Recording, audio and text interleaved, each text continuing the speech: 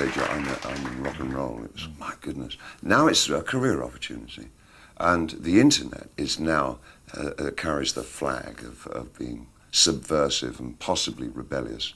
And about the fact, what you like about it is the fact that anyone can say anything or do anything. From my stand, from where I am, because of the, by virtue of the fact that I am a pop singer and writer, I really like, I embrace the idea that there's a new demystification process going on between the artist and the audience, about the community. It's becoming more and more about the audience, because the point of having somebody who led the forces has disappeared, because the vocabulary of rock is too well known. It's a currency that is not, it's not devoid of meaning anymore, but it's certainly only a conveyor of information now. It's not a conveyor of rebellion.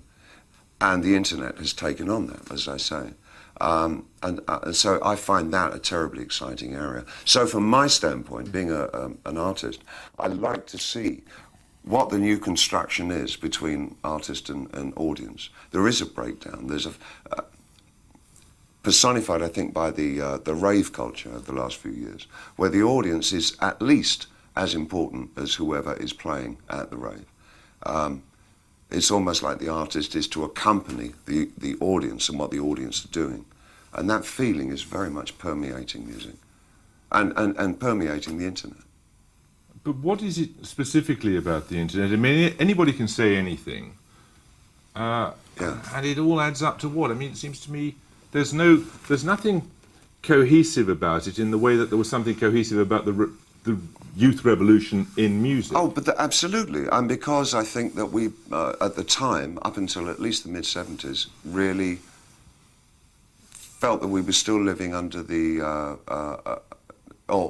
in the guise of a single and absolute created society, where there were known truths and known lies, and there was no kind of duplicity or pluralism about the things that we believed in. That started to break down rapidly in the 70s, and the idea of a duality in the way that we live. There are always 2, 3, 4, 5 sides to every question. That the singularity disappeared.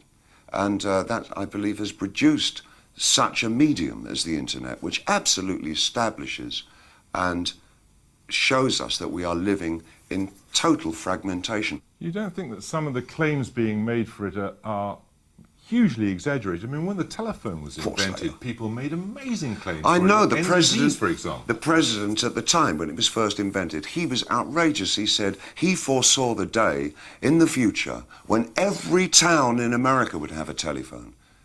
Now how dare he claim like that? Absolute bullshit. No, you see, I don't agree. I think the internet, I don't think we've even seen the tip of the iceberg. I think the potential of what the internet is going to do to society, both good and bad, is unimaginable. I think we're actually on the cusp of something exhilarating and terrifying. It's just a tool, though, isn't it? No, it's not. No.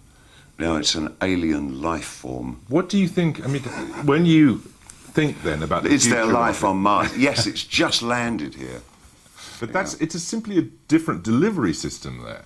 You're arguing about something more profound. Oh, yeah, I'm talking about the actual context, and the state of content is going to be so different to anything that we can really envisage at the moment, where the interplay between the user and the provider will be so in simpatico. It's going to crush our ideas of what mediums are all about.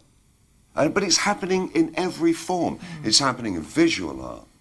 The breakthroughs at the early part of the century with people like DuChamps, who were so prescient in what they were doing and putting down.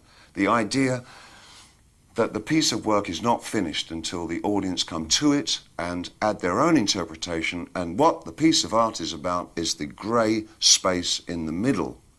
That grey space in the middle is what the 21st century is going to be about.